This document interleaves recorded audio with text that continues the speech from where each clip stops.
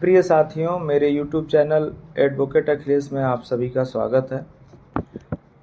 साथियों, आज एक अलग विषय पर आप लोगों के समक्ष जानकारी साझा करना चाह रहा हूं, जिसके अंतर्गत सार्वजनिक सड़क, पथ या सार्वजनिक जलमार्ग या जल के अवरोधों को हटाने के संबंध में हमारे उत्तर प्रदेश में क्या प्राविधान किए गए हैं और उसको राजस्व संहिता की किस धारा के अंतर्गत और किस प्राविधान के अंतर्गत हम सार्वजनिक सड़क, जलमार्ग आदि से अवरोध हटवा सकते हैं। इसके लिए साथियों, राजस्व संहिता में प्राविधान सरकार द्वारा दिया गया है और राजस्व संहिता की धारा 26 के अंतर्गत अवरोध को हटाया जाना, इसके लिए प्राविधान वर्णित किए गए हैं, जिसमें अगर किसी सार्वजनिक सड़क, पथ या सार्वजनिक भूमि के अबाध उपयोग में रुकावट पड़ती है या सड़क या जलमार्ग जल रोध को हटाने के संबंध में या उसमें अतिक्रमण पाया जाता है, तो इसके लिए उससे क्षुब्ध व्यक्ति या जिस व्यक्ति के आवागमन में या उसके उपभोग में उसको परेशानी हो रही है, उस व्यक्ति या व्यक्तियों द्वारा संबंधित तहसीलदार के समक्ष राजस्व संहिता की धारा 26 के तहत आवेदन पत्र प्रस्तुत किया जाएगा। उस आवेदन पत्र पर संबंधित तहसीलदार द्वारा जांच कराकर रिपोर्ट तलब की जाती है और रिपोर्ट तलब करने के उपरांत यदि तहसीलदार ये पाते हैं कि नहीं,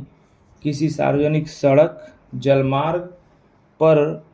किसी के द्वारा अवरोध किया गया है, तो उस अवरोध को तहसीलदार अपने आदेश के द्वारा हटवा सकते हैं और उस अवरोध को हटवाने में जो खर्च आएगा, उस खर्चे की भी वसूली तहसीलदार द्वारा संबंधित पक्षकार जिनके द्वारा अतिक्रमण किया गया होता है उनसे करने का उनको अधिकार है। उस अवरोध को हटाने के लिए संबंधित तहसीलदार द्वारा बल का भी प्रयोग किया जा सकता है और बलपूर्वक भी तहसीलदार इस धारा के अंतर्गत आदेश पारित करके सार्वजनिक सड़क से या सार्वजनिक जलमार्ग से अवरोध को हटा सकते हैं। अब जब तहसीलदार द्वारा ऐसे प्रकरणों में धारा 26 के तहत आदेश पारित कर दिए जाते हैं, तो उससे क्षुब्ध व्यक्ति के लिए भी उपचार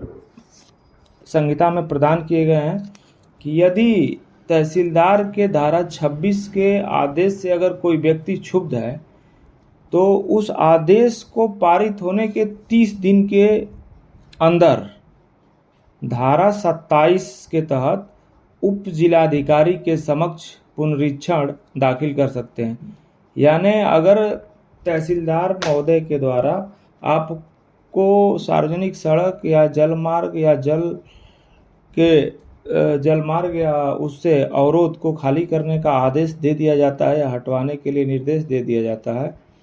तो उस आदेश के विरुद्ध पुनरीक्षण धारा 27 के अंतर्गत उप जिलाधिकारी महोदय के समक्ष प्रस्तुत किया जाता है और उप जिलाधिकारी महोदय